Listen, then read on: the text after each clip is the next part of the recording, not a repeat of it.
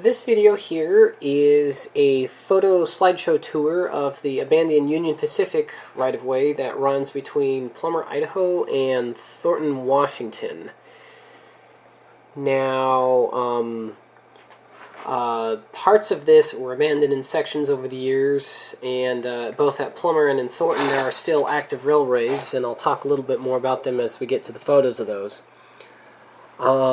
Now, the first map here that I have is the overall region with Spokane, Washington on the upper left, Coeur d'Alene, Idaho on the upper right, and the arrows mark out the various towns along the route here. You have Plummer, Idaho on the east side or on the right.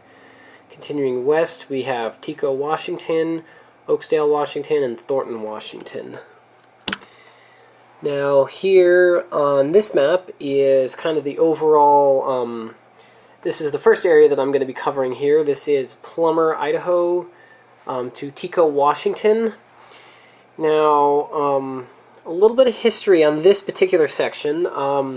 Originally, Tico to Plummer was part of the Yupi main line that went all the way up and ended up in Wallace, Idaho, to serve the rich Silver Valley mining districts that were there. In 1955, this particular section between Plummer and Tico was abandoned, and the Union Pacific chose instead to utilize trackage rights over the Milwaukee Road between Plummer and Minito, Washington. And that particular stretch between Plummer and Minito is still in place and still owned and used by the Union Pacific.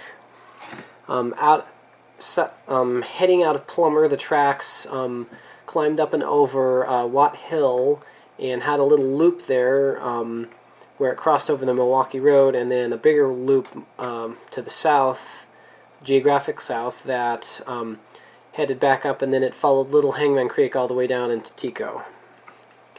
Now, just a little word of caution about the directions that I use in this video. Any directions I give are going to be not going to be geographic directions. Directions that are given in this video are going to be railroad timetable directions. So, east is going to be heading towards Plummer, Idaho.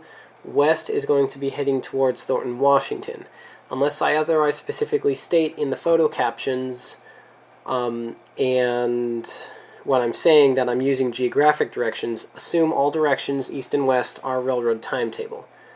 Okay, with that out of the way, the first photo here is the UP Highway 95 crossing in Plummer, Idaho.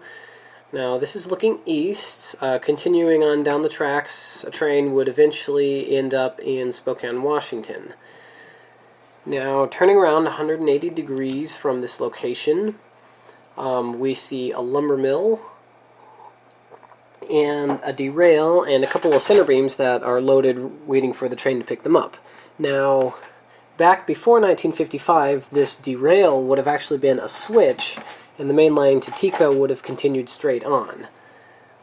Currently, this is the end of track here in Plummer. Alright, now continuing west, just west out of Plummer, after the lumber mill there, here is the right-of-way, kind of just a dirt path through the forest here, with and that log has actually been purposefully placed to prevent vehicles from accessing the right-of-way. And this is looking east, just outside of Plummer, Idaho. Turning around 180 degrees, we see that the right-of-way is in much better shape, and it's actually in use as somebody's driveway at this point. It's a bit of a confession here. Back when I took these photos, which, by the way, these photos were taken in late September 2012. Back when I took these photos, I didn't know that the right-of-way went so far south out of Plummer. I thought it followed Little Valley Road, and so there's a little segment that I didn't get there. Looking at Google Maps, though, Highway 95 is built on the path of the former right-of-way for a few miles, and then the right-of-way makes a big horseshoe curve and loops back up to Little Valley Road. Now, when it catches up with Wolf Valley Road, this is what it looks like. It's not used very much, if at all, though there's a bulldozer that's gone down there recently and kind of ripped up some of the vegetation and what have you. And this is about 6 miles as the crow flies west of Plummer. It's a little bit farther going by the railroad right-of-way. And here we are 6 miles east of Tico, and this was taken while standing actually on the old railroad right-of-way. Now, in this location, there was no cuts or fills. The tracks were just laid directly on the valley floor. And back before 1955, I would have been standing right in the middle of a track. Alright, so about 5 miles east of Tico, we come to what look to be either concrete or stone abutments for a bridge. And continuing on, we get to the tiny little town of Thelma, Idaho. Now, this is on the border of Washington and Idaho, and we're about 2 miles east of Tico, Washington at this point, and up until the tracks were removed in 1992, this was actually the end of track. Back after the UP had abandoned the Tico to Plummer section, this little piece 2 miles from out of Tico was left in place to serve all these grain elevators here in Thelma. So this is looking west, standing approximately where the main line would have been, and there would have been sidings and spurs on either side of the main line, with the main line running straight down the middle of these grain elevators. Turning around 180 degrees at that location at Thelma, we are looking at what would have been approximately the end of track, and again, you know, there's no fills here. The track was just laid directly on the valley floor. Okay, continuing on west towards Tico, we get to a steel girder through bridge that is just outside of Tico. Actually, right next to me on the highway where this picture was taken from is actually the welcome sign into Tico. Here's a view of the right-of-way in Tico itself, and this is looking east towards Plummer.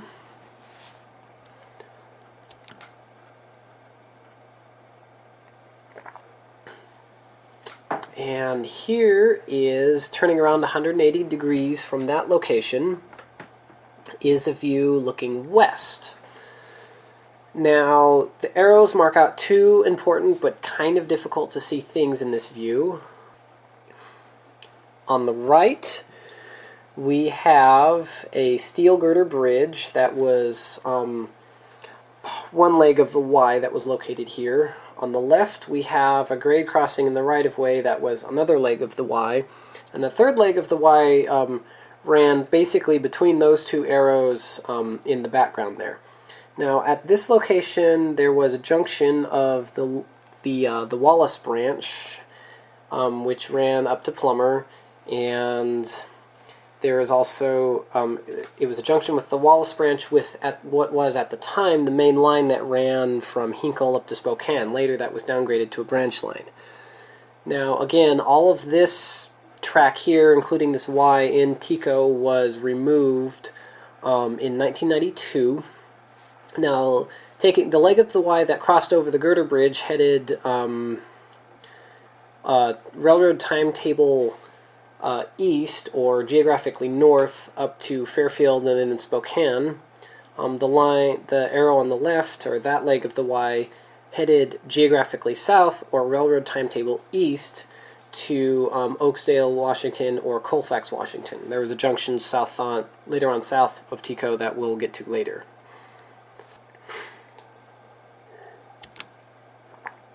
Okay, so this photo view here was taken at the approximate location of the left arrow in the previous photo, and this is looking at the east leg of the Y in Tico. Continuing on this way, a train would have been heading railroad timetable west, heading towards either Oakesdale or Colfax, and just beyond this shallow little cut is where the Y joined up with the rest of the UP yards. And just beyond that cut here is the geographic south end of the yards here in Tico. And we're looking railroad timetable west. Now, one thing that I will note, and it's kind of apparent in this view, is that it looks a little smoky or a little hazy. That is because on the days that I took these photos, there was a few wildfires burning a couple hundred miles east of here, and all the smoke was blowing in this direction and made for just kind of an unpleasant time to be in this area. It just wasn't fun to breathe in, and you know, so my photos, a lot of them look very nasty, very hazy. I guarantee you, usually it's bright blue sunny skies and clear, you know, no pollution, but wasn't the case on this day. Okay, so the next area that we will be looking at is Tico to Oaks Dale. Now, from Tico, heading railroad timetable west, geographic south, you got to a little town called Seltice, S-E-L-T-I-C-E, and that is where the line split between a branch line that ran through Oaksdale and Thornton and the main line which went down to Colfax. Now, in this particular tour, we will be following the branch line into Oaksdale.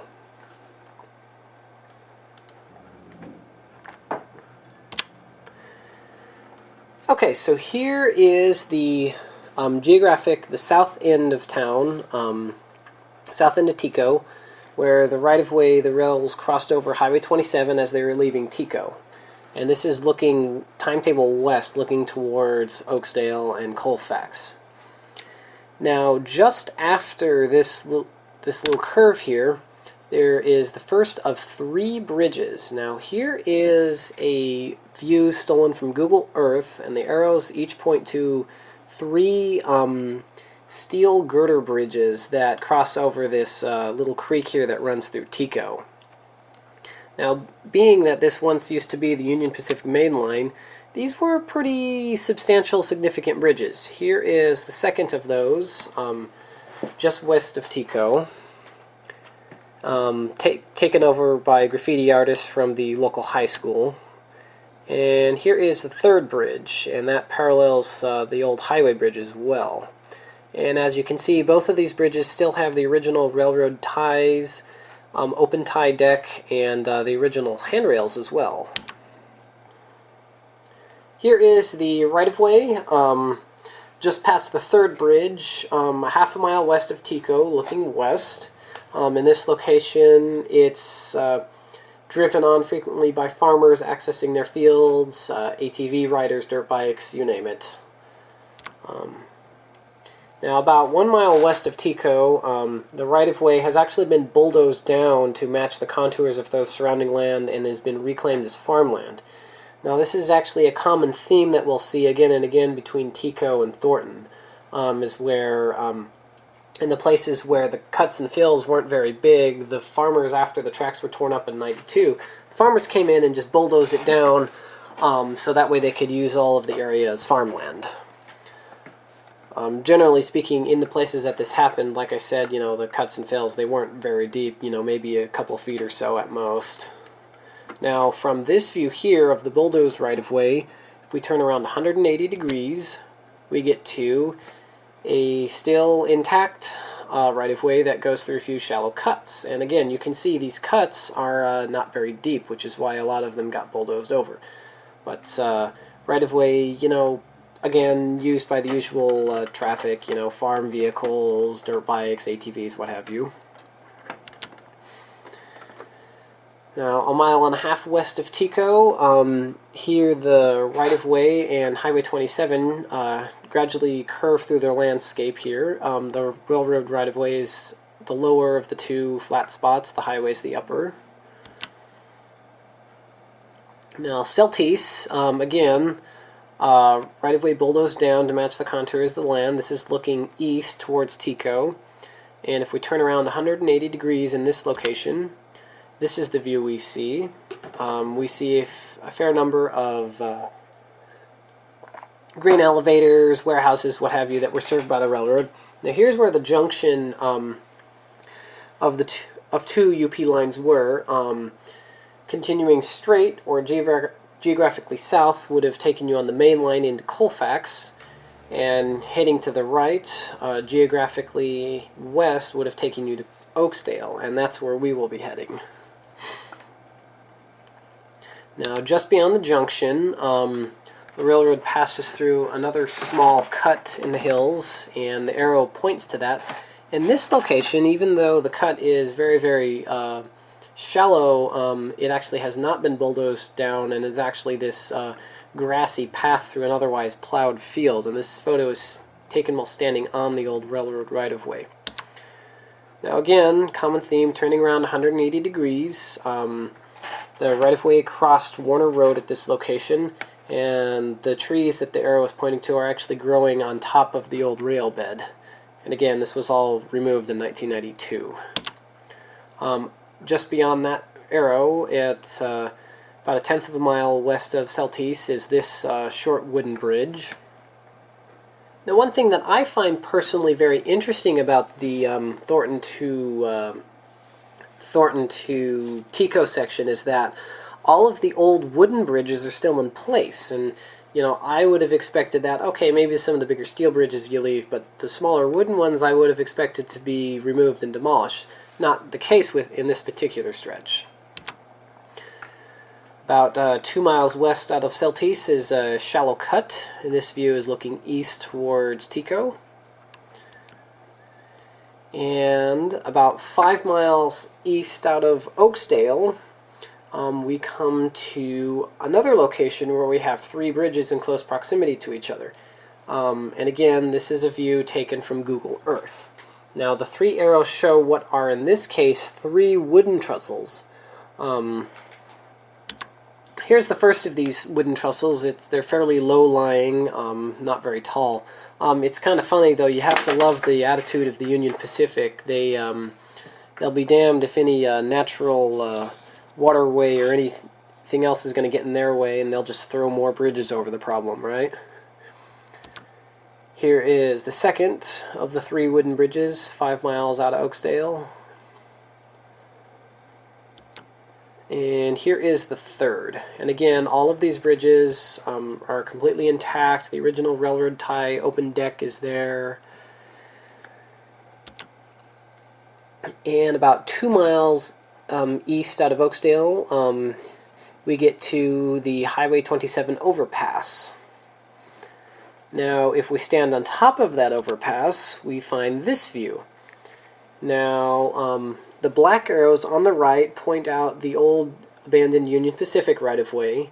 The white arrows on the left point out the still in place Northern Pacific P&L line, which at the making of this video was operated by the Washington and Idaho Railway. And the two right-of-ways continue on each side of this valley here towards Oaksdale. Now here we see another wooden bridge, and this is just outside of Oaksdale, and with the shine on the rails off of the W&I in the background. So in Oaksdale, there were actually 3 railroads at one point that all crossed each other at grade on the south side of geographic south side of town here. Now, in this map, which is taken from Acme Mapper, it's a free TopoMap program available on the web. In this view, the black line is the Northern Pacific tracks, and the black line in P tracks are actually still in place, operated by the Washington and Idaho Railway. The orange line is the former Spokane and Inland Empire Railway, which was later taken over by the Great Northern. And the yellow line is the Union Pacific. And as you can see on the left there, the 3 railroads crossed each other at grade with 3 diamonds in quick succession of each other. Here's the location of that former 3-way crossing. In this case, only one set of tracks, the old Northern Pacific, remain. Now this view was taken while standing on the old Yupi right-of-way, and you can see that a short segment of the Yupi remains here in Oaksdale to serve some of the local customers. When the diamond was taken up, a connecting track was built between the taken up in 92, so it would have been between the Burlington Northern and the the old UP was built to serve the old UP customers here in Oaksdale. And the tank car you see in the distance is actually sitting on a remaining segment of the old UP main line. So continuing on into town, we get to the very small yards that are here in Oaksdale.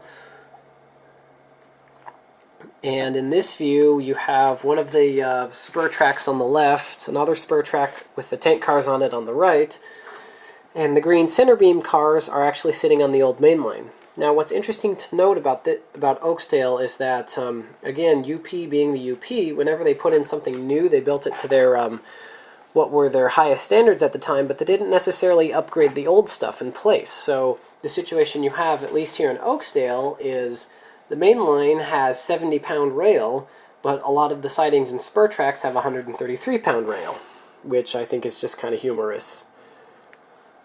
Okay, so the next section we're going to look at here is going to be Oaksdale to Thornton. Now, one thing that is interesting to note about this particular section is that the state of Washington has actually expressed a lot of interest and even done some studies on relaying track on this short 8-mile stretch and the point of that would be to give the Washington and Idaho Railway access and interchange with the Union Pacific. Currently, the W&I only can interchange with the BNSF, but relaying this little short stretch would give them access to the PCC Railroad and eventually the Union Pacific down in Hooper. Okay, so just beyond the end of track in Oaksdale, the right-of-way curves slightly off to the left going through town. Here is a view in Oaksdale looking west towards Thornton. And as it heads through town, the old right-of-way has actually been converted to what looks like an alley. You see garbage cans and garages and driveways lining the right-of-way. And again, prior to 1992, this would have actually been a railroad track with none of the other stuff there. Now, as the right-of-way leaves town, it goes through this thick grove of trees, and you can see in the middle of that trees is actually a wooden bridge that remains in place. Continuing about 1.5 miles west out of town, here is the right-of-way. Similar story as before, overgrown with weeds and grass. You can actually see what looks like a little patch of wood. Now that little patch of wood is actually another bridge. And here is a side view of that bridge. Not a very tall one, but worth noting anyways. And 2.5 miles, the right-of-way starts to climb up to cross over the little ridge here that's between Thornton and Oaksdale. Here is one of the more substantial fills that are outside of town. A lot of large cuts and fills in this area. The larger ones are all in place. Again, some of the smaller ones have been bulldozed down, but the big ones, like the one you see here, are still intact. Now here's the top of that hill, 3.5 miles west out of Oaksdale, and this view is looking west. The rail bed, again, would have been at the bottom of this deep cut. Now, 5 miles west of Oaksdale is where the traceable right-of-way ends. Here is a view looking east towards Oaksdale, and you can see the right-of-way curving around.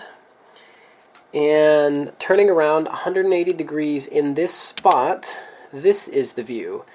And you can see again the taken while standing on the edge of the intact right-of-way.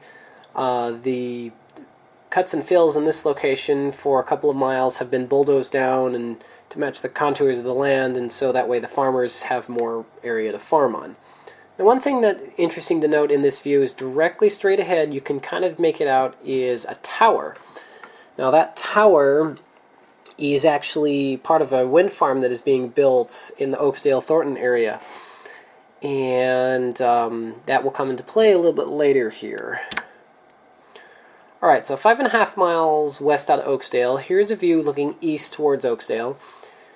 And this little grassy patch here is actually an intact section of the right-of-way, and it's difficult to tell because it's elevated, but this is actually a very, very gentle fill, about 2 or 3 feet high that the rail bed is on. Now, as I said before, those windmill towers will come into play here. Now, from this location, turning around 180 degrees in the same spot, this is what we see. Now, in this view here, you can see that there has been a construction road for the building of the wind farm towers have been bulldozed through, and the fill has actually been shoved to the side in this location. And this is looking west towards Thornton. Now, continuing on west, just beyond the construction road is another in-place wooden bridge. And continuing on west, the right-of-way drops downgrade just a little bit, and here it is marked with arrows. You can kind of see this is the type of cut and fill, very shallow and gradual, that in most other places has been bulldozed down, and here it still remains. And you can see it's not very big, maybe, in this view 4 or 5 feet high. And this is 6 miles west of Oaksdale, looking west. Alright, here is another Google Earth view, 6.5 miles west out of Oaksdale. And the right-of-way at this point ran directly on the valley floor, no cuts or fills, and so it's been reclaimed back into farmland. However, the arrow points at a wooden bridge that is still in place. Now, here is this wooden bridge, right here. And again, you can see the original railroad tie deck remains, and no cuts or fills in this area, just mostly gone rail right-of-way. Now, 1 mile east out of Thornton, Washington, we get to this little humorous bridge here. Now, in this location, this bridge is maybe 10, 15 feet long. In this location, the right-of-way has actually been, is still in place as a gentle hump, but it's been taken over as a plowed field now. And for whatever reason, this tiny little bridge remains in place. Now, over the years, the farming and plowing has actually filled in the old creek that used to be here, and this bridge doesn't really serve any purpose. And given its small size, I'm kind of surprised that it's still there, and the farmer just hasn't taken it out, but kind of neat to see anyways. Now, just beyond that bridge is the Highway 195 overpass, and this is about 7/10 of a mile east out of Thornton. And standing on that old overpass, we can actually see the current end of track for the old UP. And currently this track is owned by the state of Washington, but operated by the PCC Railway, which is a Watco venture here. And this view is looking west towards Thornton. And just beyond that, we get to Thornton itself. Here's a view taken from the from one of the grade crossings in town, and this is looking west towards Hooper. And this green elevator here is the current end of track and the current reason for why trains still run here. They run, the PCC runs grain shuttle trains from here down past Hooper. So anyways, I hope you have enjoyed this little brief tour of the old UP. And if you have any questions, please don't hesitate to ask. Thanks.